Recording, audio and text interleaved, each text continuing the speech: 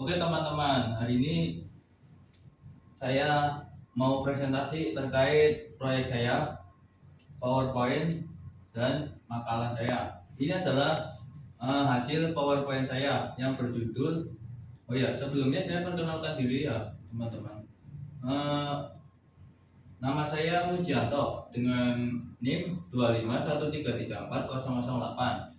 Nah, judul yang saya akan angkat hari ini adalah berjalan bersama yang terkucilkan dan peran remaja melalui pendidikan dan kesadaran.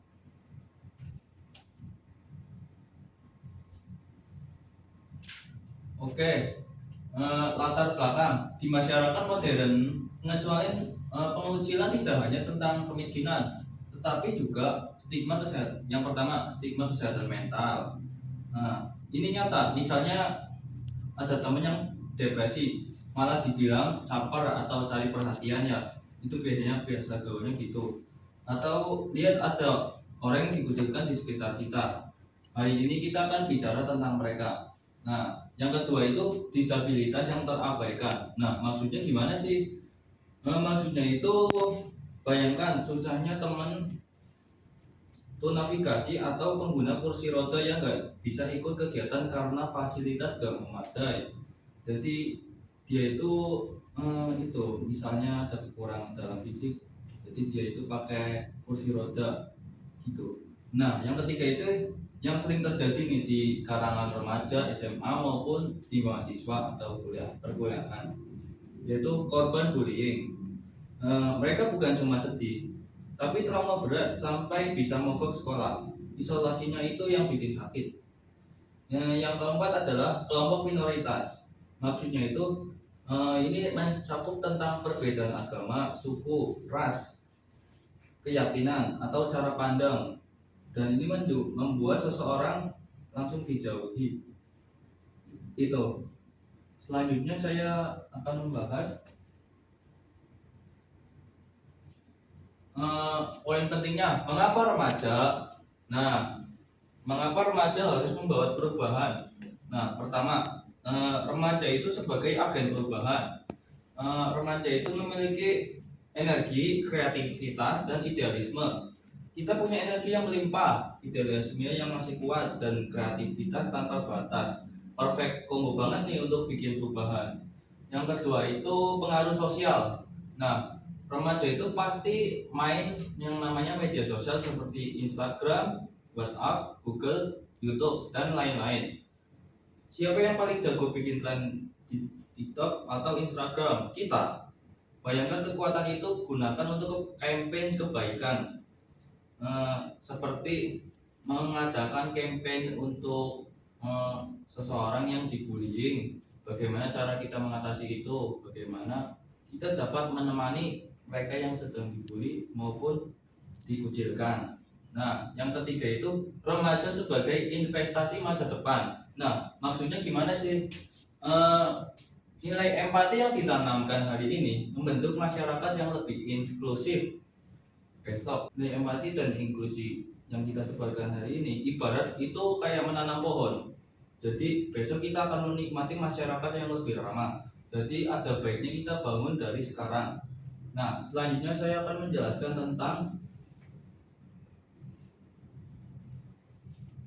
senjata utama yaitu pendidikan. Nah, kenapa saya itu ada tulisan pendidikan tanda seru 2? Karena pendidikan paling penting. Itu.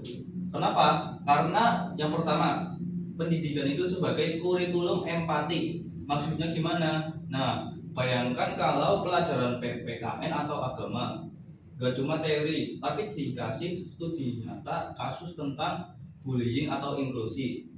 Langsung relevan kan? Nah, yang kedua itu peer counseling. Nah, peer counseling itu bentuk sistem dukungan supaya di sekolah. Misalnya, kalau misalnya kita ada masalah, kita curhat ke teman, bukannya ke guru atau dosen.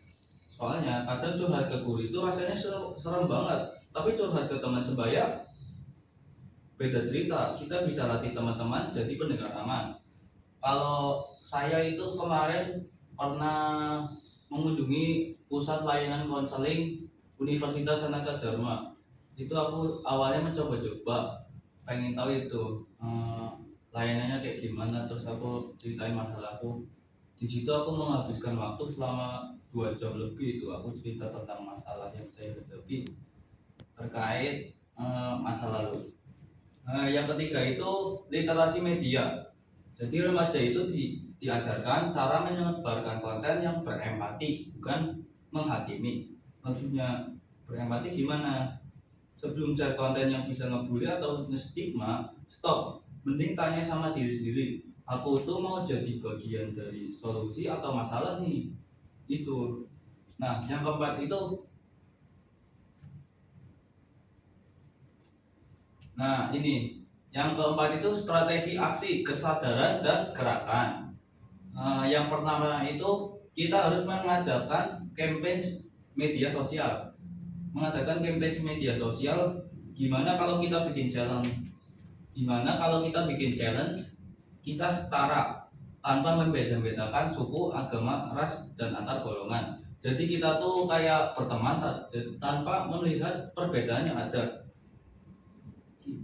Dan kita bikin challenge kita setara di Instagram, post foto selfie sambil pegang tulisan aku siap jadi pendengar. Nah, yang kedua itu aksi langsung. Jadi contoh aksi langsung itu kayak jadi relawan buat proyek sosial, membantu kelompok yang terkucilkan.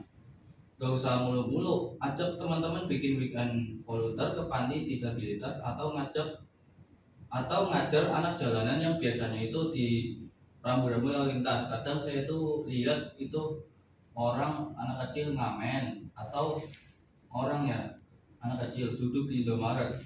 Nah itu bisa kita memberi pengajaran atau memberi ilmu ke anak jalanan itu.